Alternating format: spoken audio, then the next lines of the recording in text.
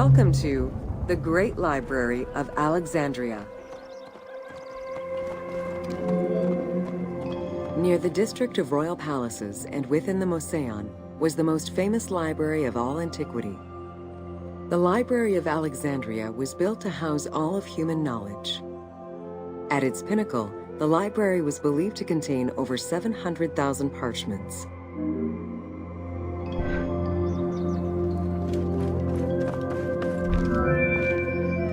Throughout the centuries, fires and wars between Christianity and paganism destroyed the library, leaving nothing behind. The loss of the building, and more importantly, its vast collection, is immeasurable. As no descriptions are available, the team's rendition of the Library of Alexandria was inspired by the visuals of the Library of Chalcis at Ephesus.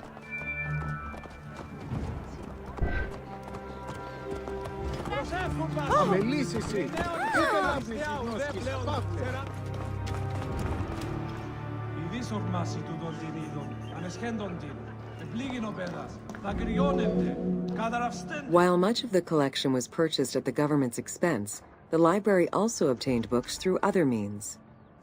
Any books owned by travelers coming through the city were seized to be copied for the library. The copy would then be returned to the owner, and the original entered into the library's collection.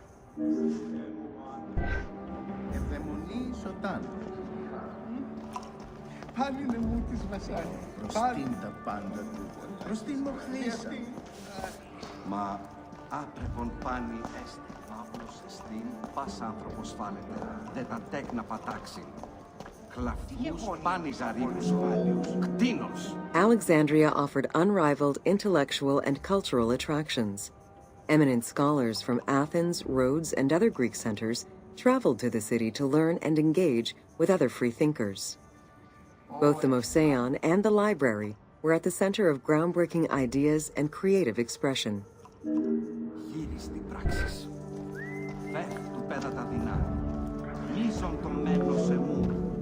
The great minds of antiquity were usually well versed in many disciplines, which were often associated to specific schools of thought. The Peripatetics, the Stoics, and the Cynics were among the most well-known schools of the time. It is clear that Alexandria lived up to its fundamental role as a city for intellectuals, nurturing many great minds whose impact reverberates through our modern world.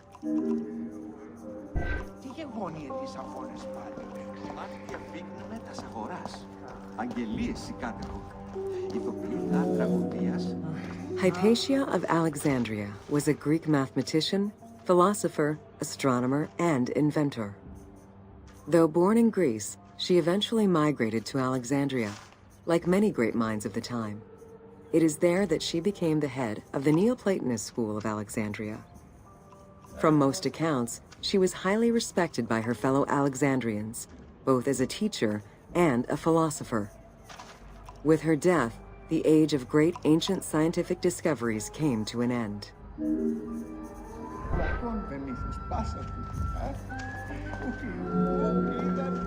Callimachus was born in Cyrene and educated in Athens. After his studies, he moved to Alexandria to work in the Great Library.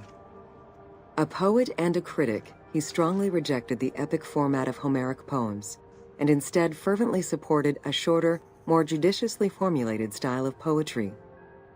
His epigrams and elegiac poems were emulated by later poets. His work was extremely popular, second only to Homer's own works.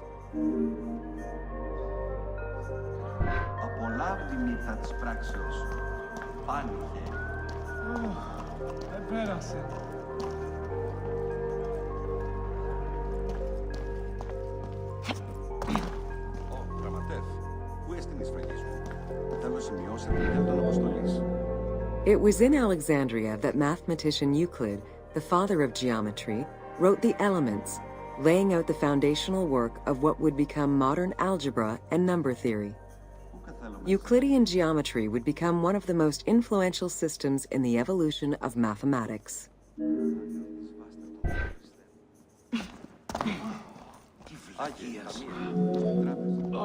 How do you calculate the circumference of the Earth?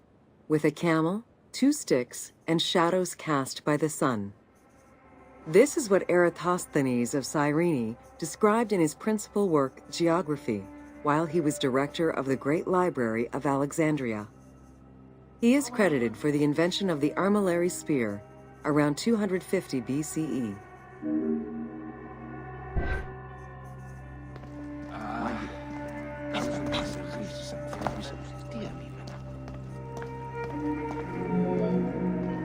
The earliest known and most complete armillary sphere of antiquity was the Meteoroscopion of Alexandria, with an imposing 9 rings compared to the 3 or 4 of most other astrolabes. Known as the zodiac krikatoi amongst the Greeks, the Meteoroscopion was used to determine the location of celestial bodies around the Earth. Every self-respecting astronomer of antiquity would have sought to use this tool to better understand the celestial movements.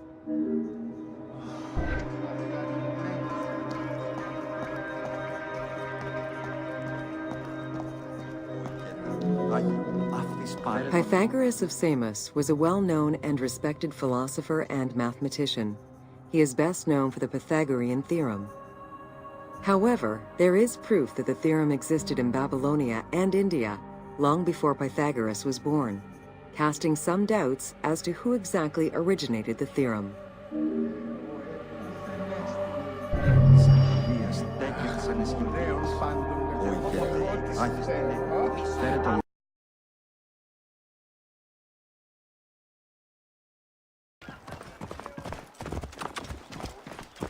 Αμάξα ελάβνης κακίστεως, αμέλισσο.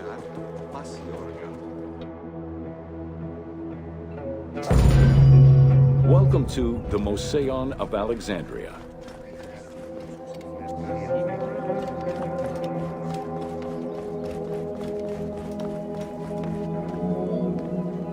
The Mosaion was a sector of the city commissioned by Ptolemy I to rival Athens' Academy as an institute of intellectual pursuit. Dedicated to the 9 inspiring muses, the Mosaion became a great center for philosophical and scientific enlightenment. It welcomed scholars from many kingdoms, inviting them to share knowledge in literature, science, and geography.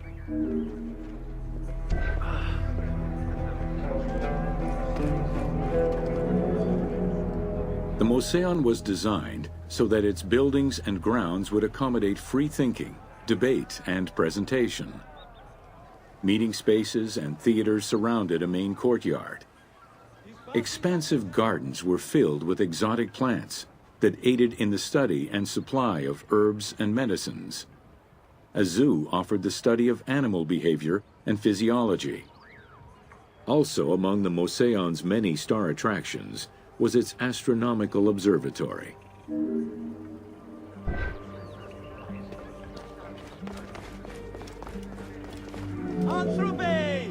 Herophilus was a physician who lived most of his life in Alexandria. He was able to perform the dissection of human cadavers on a large scale due to the permissiveness of the city in such matters. Among many other discoveries, he learned that the brain was central to the human nervous system. He also extensively mapped the blood system and measured the pulse with the aid of a water clock. It is reported that in his thirst to understand human anatomy, he performed 600 vivisections on live prisoners.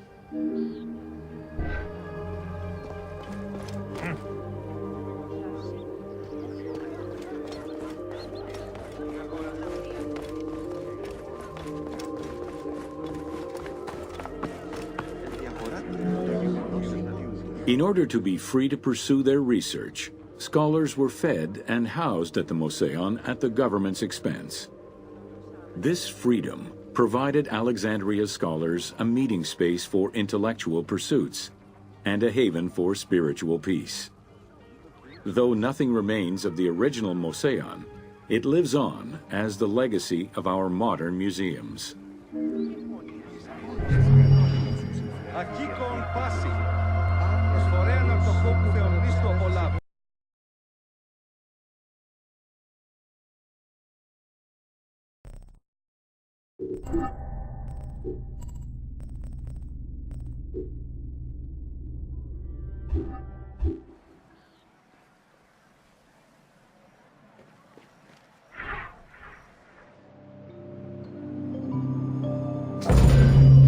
Welcome to the Serapeum of Alexandria.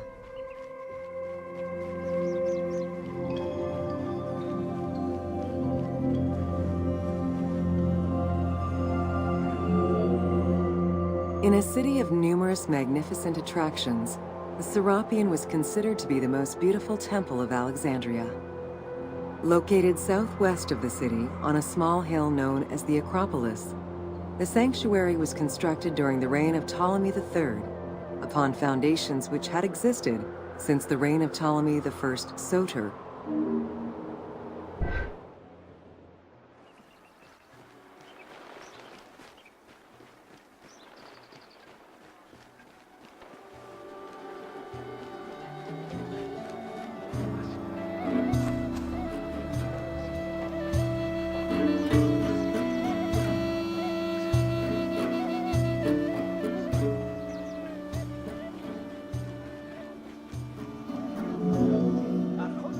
Visitors of the Serapeum climbed 100 steps to reach the courtyard. Libraries were installed in the porticos surrounding the square building, with its roof and columns adorned with gold and gilded bronze. Pharaohs were generous to the temple, as were several Roman emperors after Egypt's conquest. An inner temple housed the statue of Serapis, dedicated to healing the sick.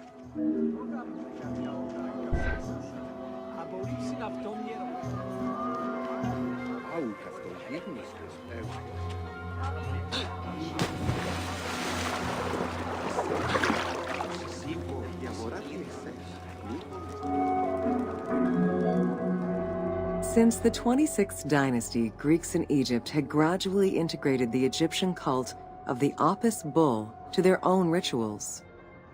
With the establishment of the Ptolemaic dynasty, the cult of Apis was further integrated into Greek religion. During his rule, Ptolemy I chose to merge Egyptian and Hellenic gods into a syncretic divinity named Serapis. This name was the result of the amalgamation of Osiris and Apis. With this new deity, the Ptolemaic dynasty managed to accommodate similar belief sets for two different cultures, bringing about a new dynastic cult.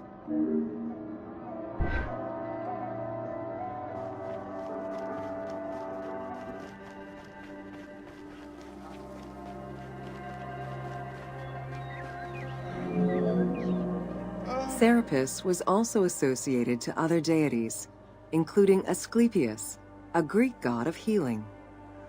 It is possible that, as with the Serapis Temple of Canopus, the sick would visit this sanctuary, sleeping there overnight in the hopes of being healed within its hallowed halls.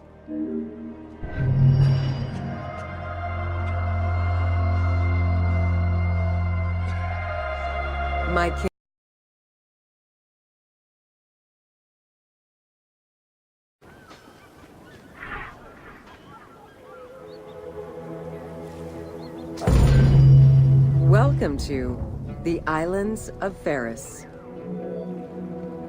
The Heptastadion was a bridge-like causeway connecting the island of Pharos to mainland Alexandria.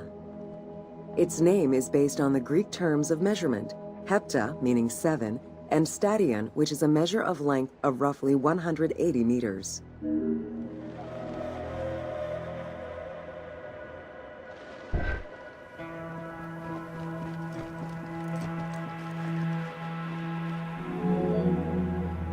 Since its construction would separate the Grand Port to the east and the Port of Eunostos to the west, it was designed with channels at each end. These openings allowed passage from one port to the other.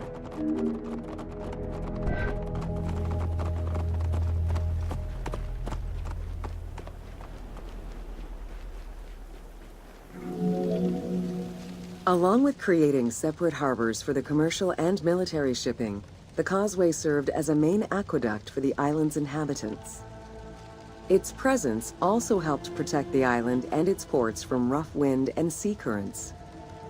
At the end of antiquity, the Heptastadion disappeared under layers of silt and soil, which formed an important sedimentary deposit.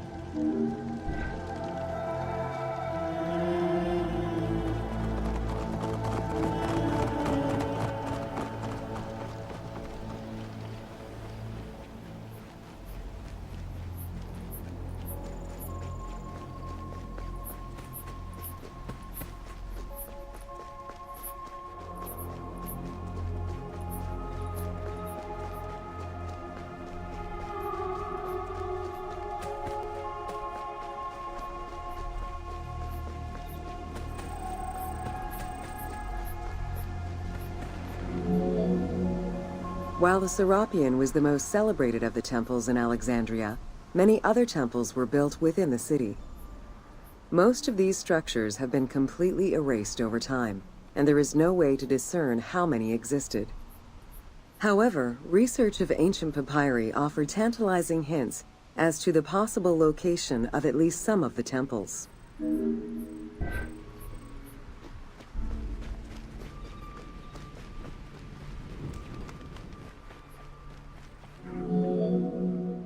Both papyri and coins reveal evidence of many temples built for the gods. Poseidon, the god of the sea, likely had an edifice in his honor west of this island, as well as on the mainland. This temple next to you is dedicated to Isis Feria, the divine protector of the lighthouse.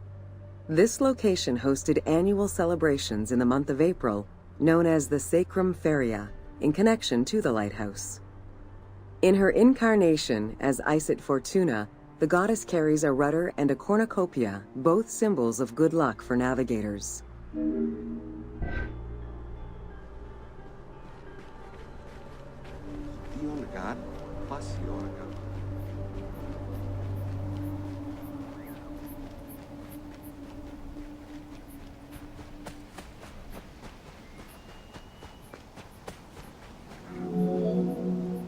Considered one of the 7 wonders of the ancient world, the Lighthouse of Alexandria was a source of great pride for the inhabitants of the city. Construction began under Ptolemy I's reign and lasted 15 years. It was completed during his son's rule. Once completed, the lighthouse was dedicated to the gods for the salvation of those who sail the sea.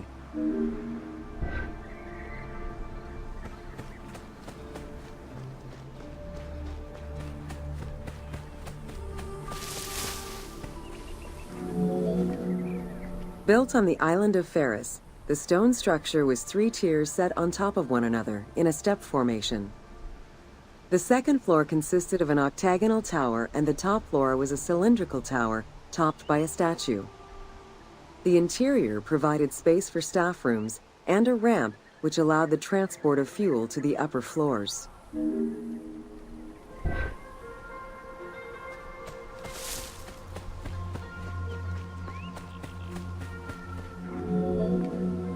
Essential to safe navigation through the rifts and shallow waters, the Pharos was a functioning lighthouse with a beam reportedly visible 50 kilometers away.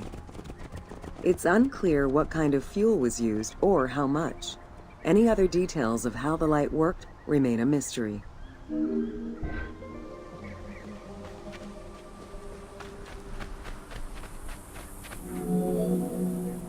For several centuries, the Pharos was one of the highest monuments ever built by man. It measured roughly 110 meters in height, compared to the Pyramid of Giza, which was around 140 meters tall. Gradually, the structure was eroded by earthquakes and then completely destroyed in 1480 CE, when a fort was built over it. Archaeological excavations on the seabed have uncovered many blocks from the ancient building.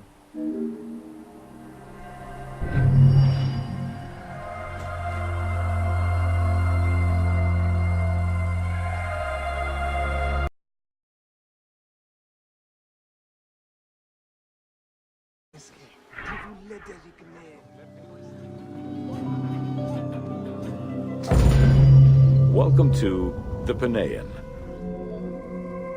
The Panean was a temple built in honor of the god Pan, divinity of nature. This Greek god, often represented as a half-man, half-goat, with a beard, horns, and goat's hooves, was considered the protector of shepherds and herds.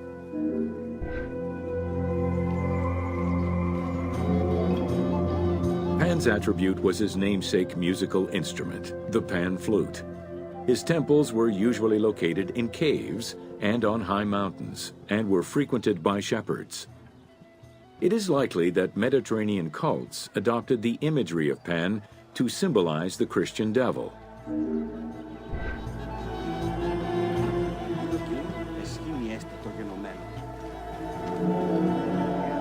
To give proper honor to the god, Alexandrians built an artificial hill upon which they housed his temple to compensate for the flat relief of the city.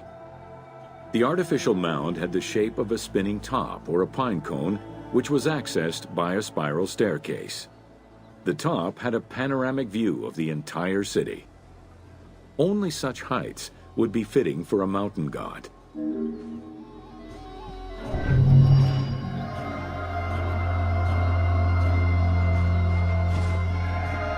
Take your time. I'll wait. It's not like ancient Egypt is going anywhere.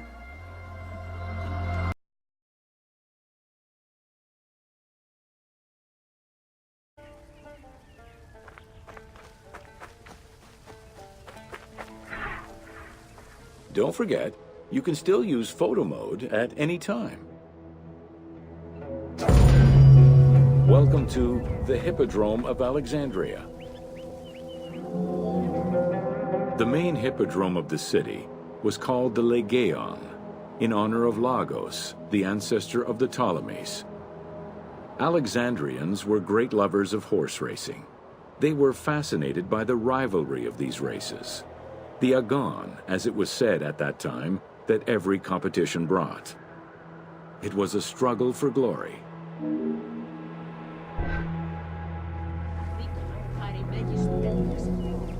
The most important chariot race was the Tethrypon.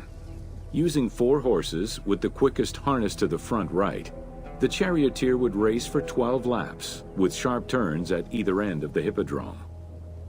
The victors were crowned with garlands of olive and received prize money, but the most sought-after reward was to be acclaimed by the works of poets, such as Callimachus and Pindar.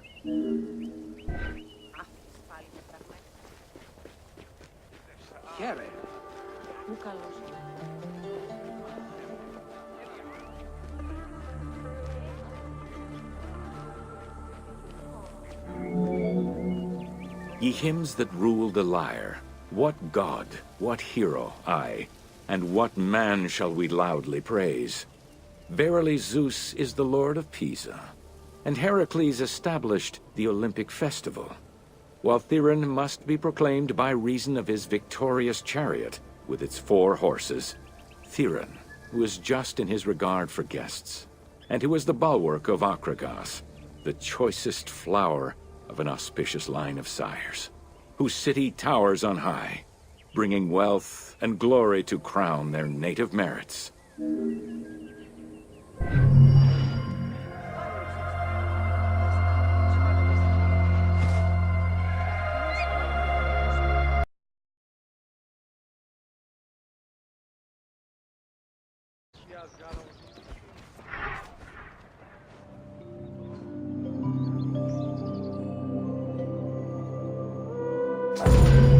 Welcome to the Siege of Alexandria. Among the collection of writings attributed to Julius Caesar are his descriptions of the Siege of Alexandria, the Gallic Wars, and the commentaries on the Civil War. These archives contain information on different campaigns, the wars of Alexandria, Africa, and Spain. Each of them recounts Caesar's military activity from 58 BCE to 45 BCE.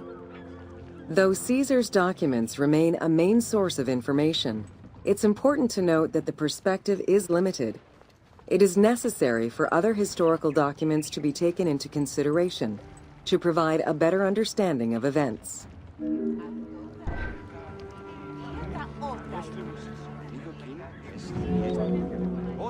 The Siege of Alexandria closely relays the events of the Civil War that led up to the event and describes how Caesar was besieged in the palace of the Ptolemies.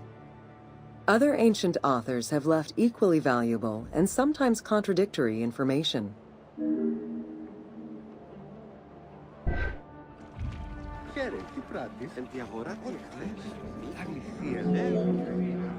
In the events leading up to the Siege of Alexandria, Cleopatra VII and her brother were fighting over control of Egypt. Young King Ptolemy XIII's regent, Pothinus, had firm control over the young pharaoh, and an outmaneuvered Cleopatra soon went into hiding. This set the stage for Pompey's arrival in Alexandria. Having lost his battle against Caesar in 48 BCE, the Roman general turned to his allies, the Egyptians, for safe harbor. But on the advice of Pothinus, Ptolemy XIII had Pompey assassinated in the hopes of earning Caesar's favor. This would turn out to be a most unfortunate decision.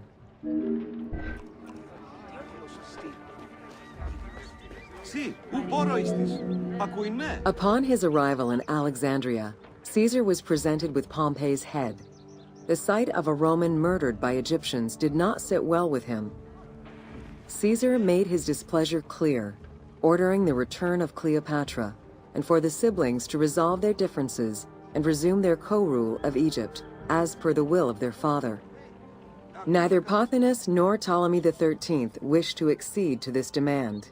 While doing his best to aggravate Caesar, Pothinus secretly plotted against the Roman ruler and sent word for Egyptian general Achilles to bring his 20,000 men to fight on his behalf. While Pothinus plotted against Caesar, Cleopatra made a bold move. Άνθρωπε, εν θα δεήστη, απάντησον μη.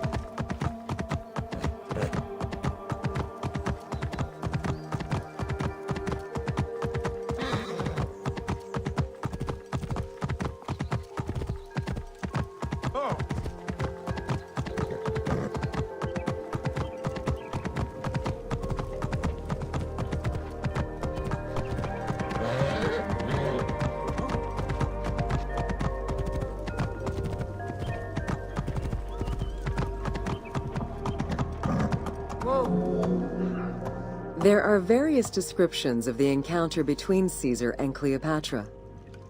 One report states that she snuck into the palace alone at night.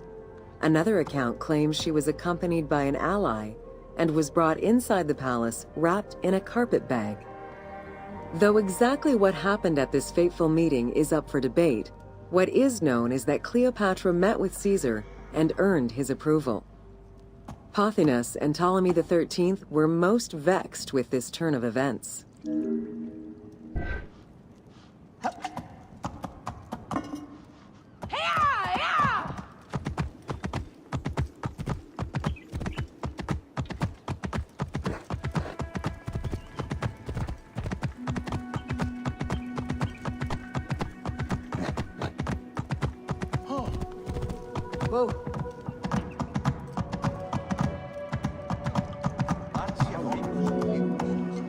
With Cleopatra finally present, Caesar chose to act as mediator between the siblings in the hopes of a peaceful resolution. It did not take long for things to sour.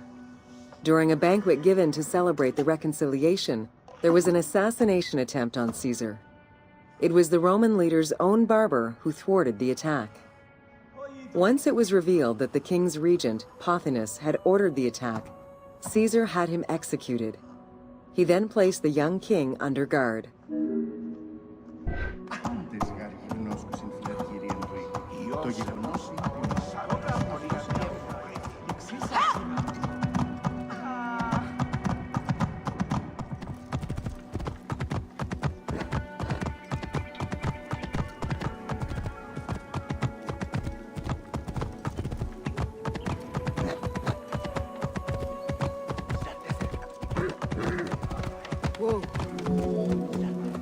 Caught within the palace with roughly 4,000 troops, and with the knowledge that the arrival of enemy forces was imminent, Caesar sent for help from Syria, Rhodes, and Cilicia. He ordered his men to dig a ditch around the palace and build a wall leading to the harbor. This would ensure Caesar's access to the sea. When Egyptian General Achilles arrived in the city with 20,000 men, the battle for Alexandria began.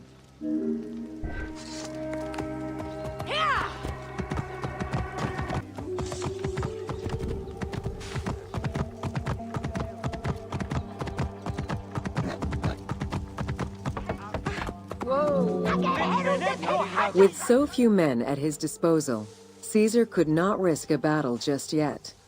He sent ambassadors to Achilles in the name of Ptolemy to propose a truce.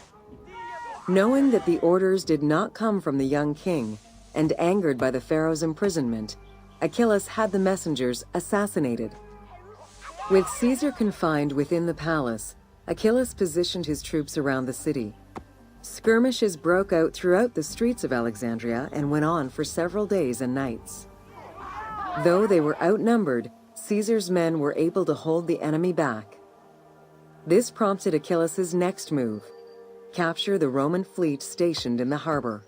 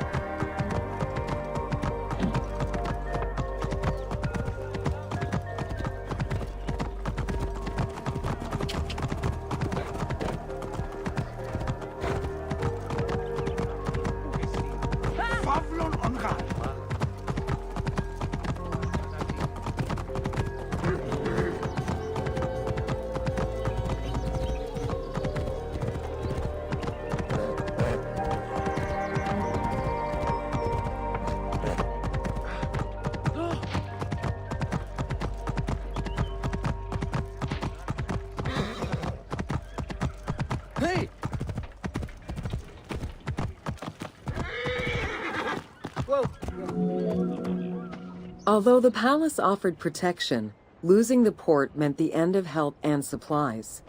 Caesar knew he had to protect the fleet. While he and his troops succeeded in regaining control of the port, he knew it would be impossible to sustain. Caesar ordered the burning of the ships.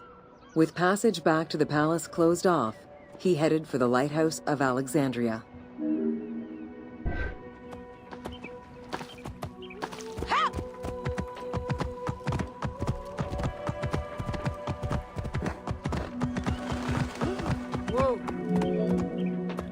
Fighting their way through the Egyptian troops, Caesar and his men eventually reached Pharos Island.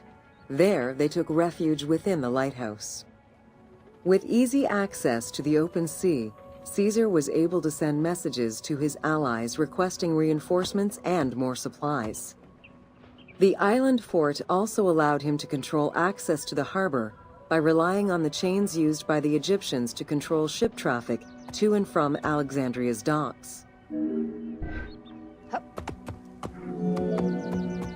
The exact chronology of events during the war in Alexandria remain imprecise. Conflicting accounts raise questions as to when, and even if, the Great Library of Alexandria was burned down at all. One account states that during the fighting, docks and warehouses were burned, and this was the fire that spread to the library. In another account, when Achilles cut off the harbor, Caesar had to leave the safety of the palace to defend his ships. As the enemies battled across the port, their arsenals set ships ablaze, and this destruction spread to the library.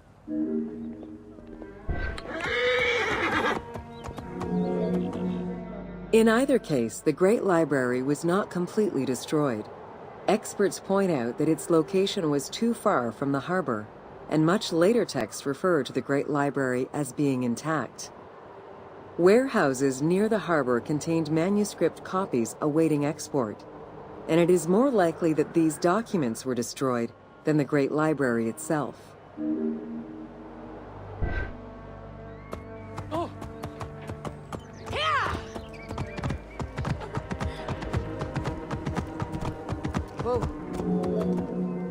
The destruction of the Great Library may have been due to a number of fires over the ages. Its end was probably closer to the 4th century CE, when the Christian Emperor Theodosius I ordered the closure of all pagan temples. While some documents survived after being moved away, it remains unclear just what knowledge may have been lost.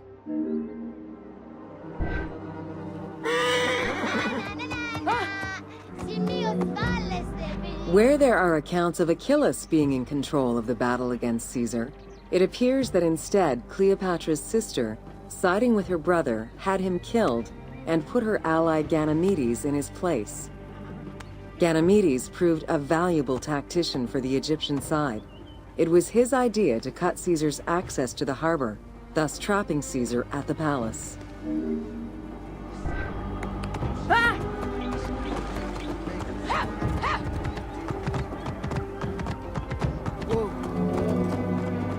During the time of Ptolemy I, canals had been dug throughout Alexandria to provide fresh water.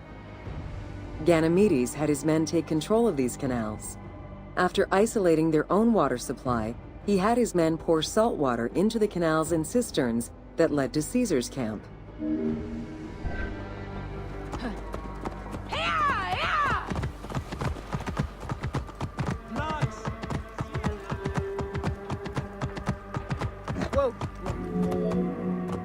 Panic erupted in Caesar's men. They wouldn't last long without fresh water. Recognizing that the porous limestone could help them, Caesar and his men dug wells to restore their water supply. Days later, the 37th Legion, comprised of Pompey's soldiers, arrived by ship. Unable to come ashore due to the winds, Caesar risked going out to meet them on the peninsula, Cape Chersonese. When the enemy learned Caesar's location, they rushed to intercept. Despite an obvious advantage for the Alexandrians, Caesar, with a Rhodian ship full of skillful sailors, emerged victorious.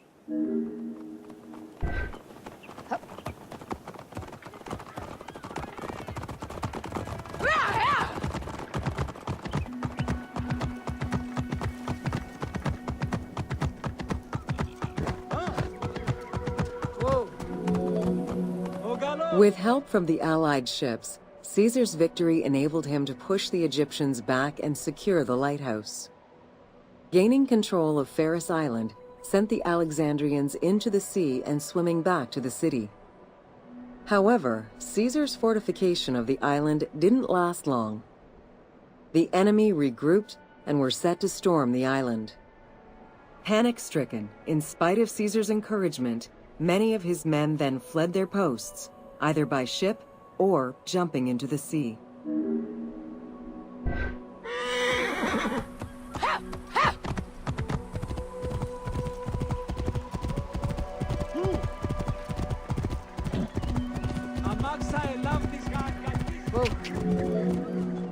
Caesar attempted to retreat, but Port Eunostos's harbor was overrun with enemy ships, preventing escape. Reportedly, Caesar gathered his papers and leapt overboard in an attempt to swim to an Allied ship farther out. Historian Cassius Dio claimed that Caesar would have drowned if he hadn't been able to remove his purple garment. Still, he managed to swim the distance and survive. The Alexandrians recovered the cloak and used it as a trophy to commemorate the Roman debacle.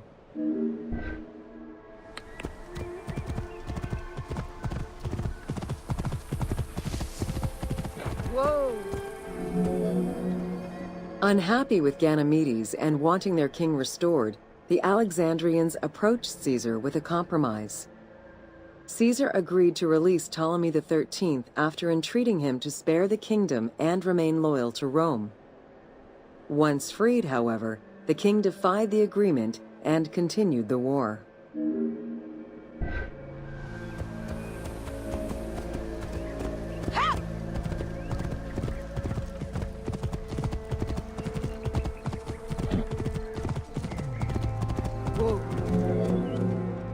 By this time, a faithful ally of Caesar's, Mithridates, arrived in Egypt, clashing with Ptolemy's troops at Pelusium.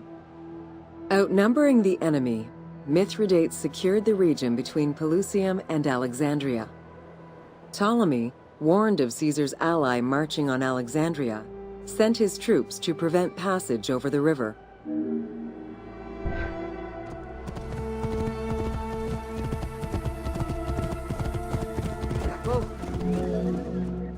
Mithridates warned Caesar in time, and the two groups confronted the armies of Ptolemy in the Delta. In the Battle of the Nile, the Romans gained the upper hand, sending the Egyptians fleeing. In the tumult and panic, King Ptolemy XIII drowned in the Nile.